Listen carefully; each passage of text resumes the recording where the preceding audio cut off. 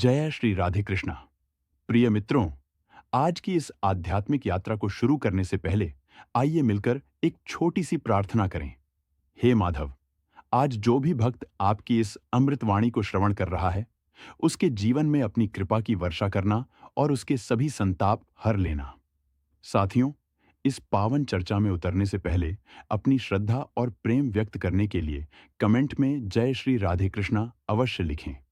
आपकी यही सकारात्मक ऊर्जा इस यात्रा को और भी दिव्य बनाएगी। और यदि आपके हृदय में सचमुच गोविंद के प्रति अटूट प्रेम है, तो इस वीडियो को अपने उन 3 प्रियजनों के साथ साझा करें जिनकी आप उन्नति चाहते हैं। क्या पता, आपकी एक छोटी सी पहल किसी के जीवन में भक्ति का नया सवेरा ले आए। यदि आप हमारे परिवार में नए हैं, तो अभी सब्सक्राइब करें और बेल आइकन दबाएं, ताकि हमारी हर भेंट यादगार बनी रहे। चलिए, अब चलते हैं उस दिव्य ज्ञान की ओर जो स्वयं श्रीमुख से निकला है। हे अर्जुन, यह जान लो कि संसार में किया गया कोई भी कर्म कभी निष्फल नहीं होता। जिस प्रकार एक नन्हा सा बीज भूमि में रोपे जाने के तुरंत बाद फल नहीं देता, उसे अंकुरित होने और वृक्ष बनने में समय लगता है, ठीक वैसे ही हमारे कर्मों का परिणाम भी समय की परिपक्वता पर निर्भर करता है। ब्रह्मांड का विधान अत्यंत सूक्ष्म है। यह धैर्य, न्याय और संतुलन की धुरी पर टिका है। मनुष्य स्वभाव से चंचल और अधीर है। वह चाहता है कि आज पसीना बहाया है तो फल भी आज ही मिल जाए, परंतु काल का चक्र अपनी गति से चलता है। योगेश्वर श्री कृष्ण कहते हैं कि जो व्यक्ति कर्म की राह पर है, उसे अपने मन में यह अटूट विश्वास रखना चाहिए कि उसका न्याय होकर रहेगा। देरी संभव है, परंतु विधाता के घर में अन्याय का कोई स्थान नहीं है। हे पार्थ, ध्यान दो। जब भी कोई मनुष्य कर्म करता है, वह केवल एक क्रिया नहीं होती, बल्कि ब्रह्मांड में प्रवाहित होने वाली एक ऊर्जा होती है। यह ऊर्जा कारण और परिणाम के उस अनंत जाल में प्रवेश कर जाती है, जहां से वह लौटकर ठीक उसी समय आपके जीवन में आती है जब आप उसके लिए तैयार होते हैं। शुभ कर्मों का फल सुखद होता है और दुष्कर्मों का परिणाम कष्टकारी। यह अटल सत्य है। जीवन अक्सर हमारी प्रतीक्षा की परीक्षा लेता है, लेकिन जिसकी श्रद्धा अडिग है, उसे फल प्राप्त करने से कोई नहीं रोक सकता। आपके कर्म की गुणवत्ता इस बात पर निर्भर करती है कि उसे करते समय आपकी भावना, आपका उद्देश्य और आपकी निष्ठा कितनी शुद्ध थी। केशव कहते हैं कि जो व्यक्ति केवल फल की लालसा में बंध कर कर्म करता है, वह अंततः दुखों के मोह जाल में फंस जाता है। लेकिन वही कार्य जब निष्काम भाव से, यानी बिना किसी स्वार्थ के किया जाता है, तो वह बंधन नहीं बल्कि मोक्ष का द्वार बन जाता है। यही जीवन का सबसे बड़ा रहस्य है। अपने कर्तव्य को ही ईश्वर की पूजा मान लेना। जिसने अपने काम को योग बना लिया, उसे भविष्य की चिंता सताने की आवश्यकता नहीं। पूर्व जन्म और वर्तमान का मेल। संसार में आपके साथ जो कुछ भी घटित हो रहा है, वह आपकी ही पूर्व क्रियाओं की प्रतिध्वनि है। यदि आज कोई आपके साथ छल करता है, तो संभव है कि वह आपके किसी पुराने कर्म का लेखा जोखा हो। और यदि आज आप किसी के लिए निस्वार्थ भाव से सेवा करते हैं, तो वह कल किसी न किसी रूप में आपके जीवन की ढाल बनकर अवश्य लौटेगा। इसीलिए माधव बार बार कहते हैं, हे अर्जुन, तू केवल कर्म का अधिकारी है, फल का नहीं। फल तो मेरे अधीन है।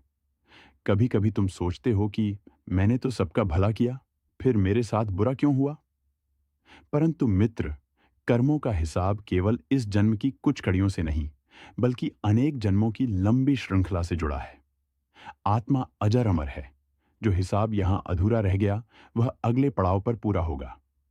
इसलिए अपने वर्तमान को श्रेष्ठ बनाओ। बाकी सब मुरलीधर पर छोड़ दो। हर कर्म एक बीज है। कुछ कर्मों का फल तुरंत मिलता है, जैसे अग्नि को छूने पर जलन। परंतु कुछ कर्म बहुत गहरे होते हैं, जिन्हें फलने फूलने में वर्षों लग जाते हैं। कभी यह मत सोचना कि ईश्वर मौन है। वह प्रत्येक भावना, प्रत्येक आंसू और प्रत्येक प्रयास का साक्षी है। जब घड़ी का कांटा सही समय पर आता है, तब वह अपनी तराजू पर न्याय करता है। उसके न्याय में रत्ती भर भी चूक नहीं होती। जब कोई छल से उन्नति करता है, तो शायद संसार को लगे कि वह जीत गया, लेकिन भीतर ही भीतर उसका प्रारब्ध बदल रहा होता है। जब उसका समय आता है, तब वह समझता है कि जो उसने बोया था, वही काटना पड़ रहा है। यही गीता का शाश्वत संदेश है। कर्म के विविध रूप और विचार की शक्ति। कर्मों का फल केवल धन या संपत्ति के रूप में नहीं आता। यह आपके स्वास्थ्य, आपके रिश्तों और आपके मानसिक सुकून के रूप में भी प्रकट होता है। जो आज सम्मान देता है, वह कल सम्मानित होता है। यह जीवन एक दर्पण की तरह है। आप वही देखते हैं जो आप दिखाते हैं। कृष्ण कहते हैं कि विचार भी एक प्रकार का सूक्ष्म कर्म है। आपके विचार ही आपकी नियति तय करते हैं। यदि आपके विचार पवित्र और सात्विक हैं, तो आपके कार्य स्वतः ही कल्याणकारी होंगे। भविष्य इस बात पर निर्भर नहीं करता कि आपने कितने उपवास रखे, बल्कि इस पर कि आपने कितनी ईमानदारी से अपना जीवन जिया। ईमानदारी ही वास्तविक भक्ति है, हे मानव। जब तुम्हें लगे कि तुम्हारी मेहनत बेकार जा रही है, जब दुनिया तुम्हें अनदेखा करे और जब तुम्हें लगे कि अच्छाई का कोई मोल नहीं है, तब उस क्षण द्वारकाधीश को याद करना। वह तुम्हारी हर सांस की गवाही दे रहा है। उसकी खामोशी तुम्हारी परीक्षा है, उसकी उपेक्षा नहीं। जब अर्जुन रणभूमि में टूट गया था, तब गोविंद ने उसे यही सिखाया था कि अपने कर्तव्य से भागना कायरता है। जीवन भी एक युद्ध क्षेत्र है, जहां हर कर्म एक बाण है। याद रखो, हर बाण वापस लौटता है। इसलिए जो भी करो, अपनी अंतरात्मा को साक्षी मानकर करो। अब इस रहस्य के सबसे गहरे पड़ाव को समझो। हम अक्सर सोचते हैं कि मृत्यु के साथ सब कुछ समाप्त हो जाता है, लेकिन श्री कृष्ण कहते हैं कि कर्म ही वह एकमात्र धन है जो मृत्यु के बाद भी तुम्हारे साथ चलता है। जब आत्मा इस नश्वर शरीर को त्यागती है, तो वह अपने साथ न तो धन ले जाती है, न पद और न ही परिवार।